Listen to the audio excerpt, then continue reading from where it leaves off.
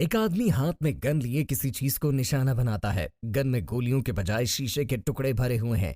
इस आदमी ने ऑफिस मैन को एम कर रखा है। उसने सामने से आने वाली गाड़ी को निशाना बनाया और कार के टायर में गोली मार दी, जिससे कार आउट ऑफ कंट्रोल होकर उस आदमी से टकरा जाती है और सारा इल्जाम लग जाता है ड्राइवर पर। आज हम ऐसे हथियारे के बारे में जानेंगे जो हथियार को हादसे में बदलने में माहिर है। ये कहानी है माइक की, जो कि एक हिटमैन है और एसिस नामी ग्रुप के लिए काम करता है। कहानी की शुरुआत एक ऐसे दृश्य से होती है जहां एक आदमी शराब के नशे में अपने अपार्टमेंट में दाखिल होता है। अपने रूम की लाइट ऑन करते ही उसकी नजर एक घड़ी पर पड़ती है। आदमी स्टूल लाकर उसके ऊपर चढ़ जाता है ताकि घड़ी तक पहुंच सके। इसी लम्हे पीछे से माइक सामने आ जाता और आदमी के गले में फंदा लगाकर उसे मार देता है। माइक ने आदमी को इस अंदाज में मारा कि वो हत्या नहीं बल्कि सुसाइड लग रहा था। इसके बाद माइक एक में जाता है, वहां जाकर वो एक आदमी को उछालने लगता है, जिससे गुस्सा होकर वो आदमी माइक पर हमला कर देता है। ये देखकर उसके और साथी आ जाते हैं, लेकिन माइक एक करके सबको बचा लेता है। माइक ऐसा स्ट्रेस को दूर करने के लिए करता है। माइक वहां से निकलकर पुलिस नाम पर पहुंचता है, जब आगे बढ़ता है और यहां बात होती है और भी बड़े देर से सबसे तेज काम है। ये बहुत ही बेहतर है, लोग जाने के लिए बड़ा काम करता है। फिर देखते हैं आदमी को चुप रहता है और लोग जान से निकलता है। हम तो और देखते हैं जो आदमी होता है वो काम में आता है, वो आवाज आता है और से लोग वो बात है। वो देखते हैं जो नाम है जो आखिर से है उनकी फैट बेन शब्द लिखा है वो बहुत ही बात है। इसको करने पे इसका भी लिखा है, लेकिन वो चीज का बात से है बेटा का से आया है तो नीचे आगे जाएगा बेटा और बस पता है इसका बात है ये आदमी अनकॉमन है। वो काम है अब मैं से भाषा को काम करते हैं मेरा आज को एक ट्वीट है पर देखिए आसी है चले साथी एक मतलब इसका बात है गल घूमने के घूमने आज के साथ है आज की बहुत है। इसके बाद माइक देखा होता है गल को बॉक्सिंग करने लगा है। इसी तरह से नेक्स्ट कल याद रहती है जिसका नाम है हेट पापेटर। हेट ने बहुत पहले माइक को छोड़ दिया था, इसलिए माइक की एक नई गर्लफ्रेंड है जिसका नाम है चार्ली। माइक को अचानक मिल्टन की कॉल आती है। मिल्टन कहता है मैं तुम्हारे काम से बहुत प्रभावित हूं, इसी रात को आकर अपनी रकम ले जाओ। माइक जैसे ही रात को रकम लेने वहां पहुंचता है तब एक आदमी अंधाधुंध गोलियां चलाने लगता है। माइक गाड़ी के पीछे छुप जाता है, उस आदमी की गोलियां खत्म हो जाती हैं, इसीलिए वो यहाँ से भागने की कोशिश करता है।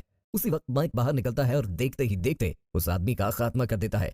इतने में माइक को चार्ली की कॉल आती है और चार्ली उसे बताती है कि हैथ की मौत हो चुकी है। फिल्म के अगले मंजर में माइक हैथ के फ्यूनरल में दिखाई देता है, जहां वो हैथ की फ्रेंड चार्ली से मिलता है। चार्ली उसे बताती है कि हैथ उसके बच्चे की मां बनने वाली थी। ये सुनकर माइक और भी गमगीन हो जाता है और चार्ली से उसकी मौत की वजह पूछता है, जिस पर वो वजह बताती है कि वो ड्रग ओवरडोज की वजह से मारी गई है। माइक न्यूज देखता है, जिससे उसे पता चलता है कि हैथ को ओवरडोज करवाने वाले लड़कों की भी मौत हो गई है। माइक को इस न्यूज पर यकीन नहीं आता और वो अपने सोर्सेज के जरिए पुलिस से केस फाइल ले लेता है। केस फाइल स्टडी करने के लिए वो हैथ के घर में चला जाता है, जहां पर दाखिल होते ही वो सारा मामला अपने जहन में इमेजिन करता है कि किस तरह यहाँ पर वारदात हुई और कैसे उसकी एक्स गर्लफ्रेंड को मारा गया। रिपोर्ट में वो एक ड्रग का नाम पढ़ता है, जिसे पढ़ते ही उसे समझ आ जाती है कि ये किसका काम है, क्योंकि ये ड्रग उसके टीम मेंबर्स मिक और मैक इस्तेमाल करते हैं। दोस्तों, हमारे चैनल को सब्सक्राइब करने के लिए आप लोगों का दिल से शुक्रिया। उसे यकीन हो जाता है कि हैथ को उन्होंने ही मारा होगा। मिक और मैक को पकड़ने के लिए माइक जैसे ही वहां पर पहुंचता है तो उनसे कत्ल के बारे में पूछता है, तो वो दोनों ही इस कत्ल की जिम्मेदारी ले लेते हैं। मिक उसे समझाता है कि इसमें कुछ भी पर्सनल नहीं है, लेकिन वहीं पर उनकी फाइट शुरू हो जाती है। दोनों मिलकर माइक को मारते हैं, लेकिन माइक उन दोनों पर हावी हो जाता है और अच्छा खासा मारता पीटता है, लेकिन वो उन्हें कत्ल नहीं करता, क्योंकि माइक जानता है कि उन्हें क्लाइंट के बारे में कुछ भी मालूम नहीं है।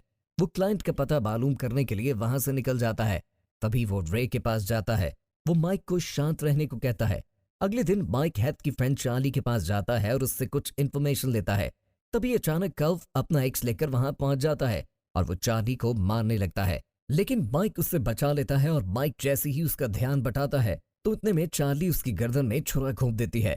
माइक उसको उसी के एक्स पर धकेल देता है। इससे कल्फ की मौत वहीं हो जाती है।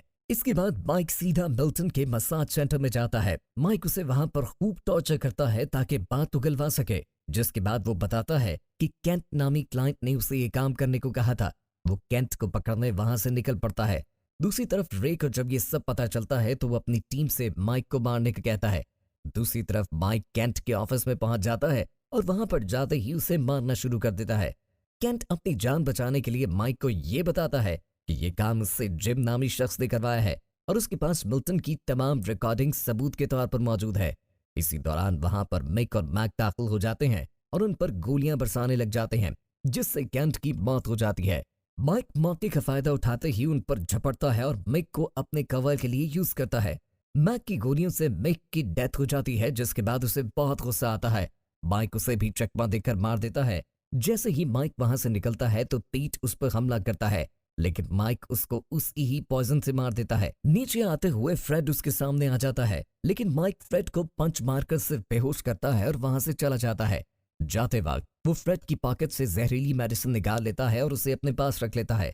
अब वो जिम के घर में दाखिल होता है। उसकी प्रोटेक्शन के लिए वहां पर जेन मौजूद होती है और माइक को देखते ही उससे लड़ने के लिए आ जाती है। माइक जेन को उसी की ब्लेड से मार देता है।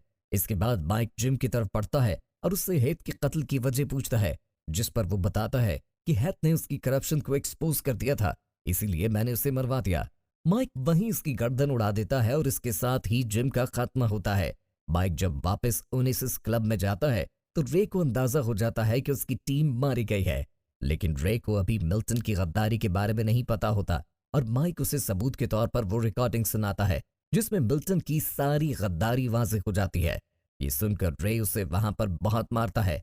इसे मारने पर माइक उसे वो बैंडेजेस देता है जिससे वो अपने जख्म को ढांप सके। जैसे ही वो पट्टियां जख्म पर लगाता है तो जहर उसके जिस्म में फैल जाता है और इस तरह वहां पर मिल्टन की डेथ हो जाती है। तो दोस्तों, यहाँ पर एक्सीडेंट मूवी का अंत हो जाता है। धन्यवाद।